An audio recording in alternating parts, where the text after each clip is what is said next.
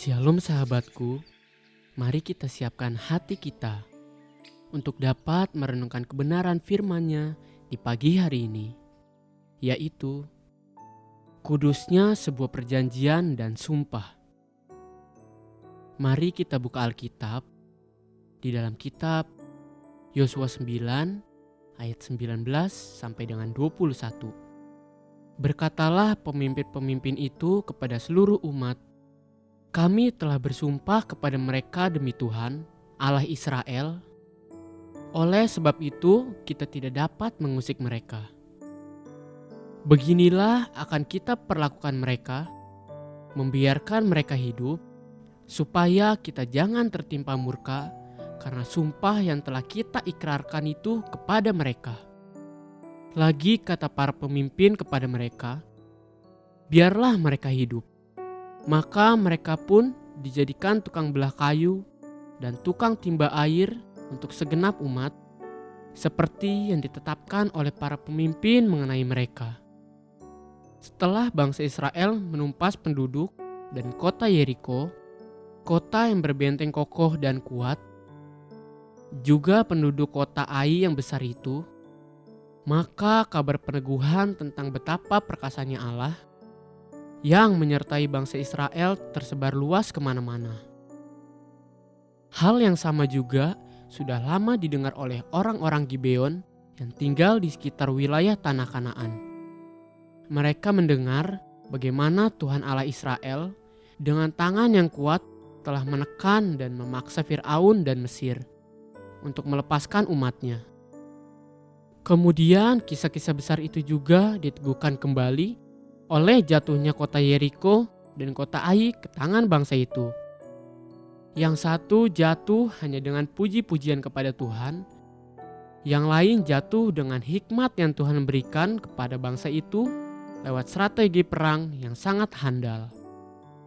Penduduk Gibeon kemudian menjerat Yosua dan pemimpin bangsa itu dengan satu kesepakatan damai, sehingga Yosua dan pemimpin bangsa itu kemudian mengikat perjanjian damai untuk tinggal bersama dan tidak saling mencelakakan.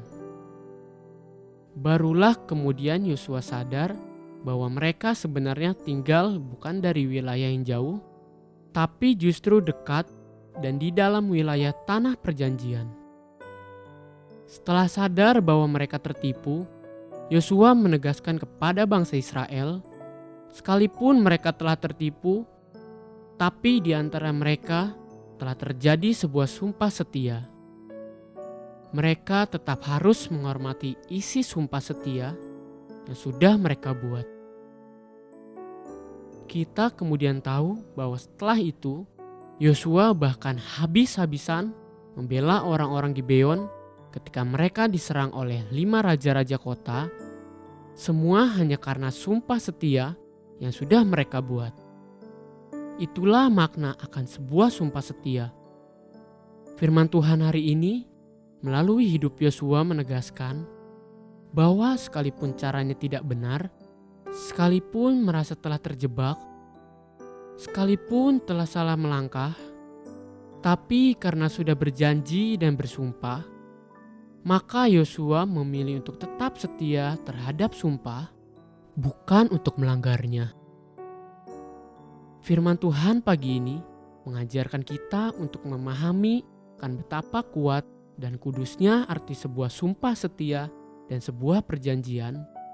Dan Tuhan selalu menjaga kekudusan akan sebuah sumpah setia dan perjanjian. Marilah kita belajar untuk berlaku benar dengan setia terhadap sumpah dan perjanjian. Di dalam pernikahan kudus, seorang suami dan seorang istri telah membuat satu sumpah setia, jaga dan lindungi kekudusan sumpah setia itu. Ketika kita masuk ke dalam sebuah perjanjian di dalam pekerjaan dan usaha kita, berlakulah setia untuk sungguh-sungguh menggenapi isi perjanjian tersebut, maka hidupmu akan penuh dengan berkat dan penyertaan Tuhan.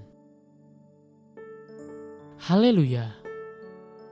Sahabatku, mari kita sama-sama berdoa. Bapa Surgawi, Ajari aku untuk menjadi pribadi yang selalu setia terhadap sumpah setia yang aku buat, supaya aku berkenan di hadapan-Mu. Amin. Jesus loves you, and so do I.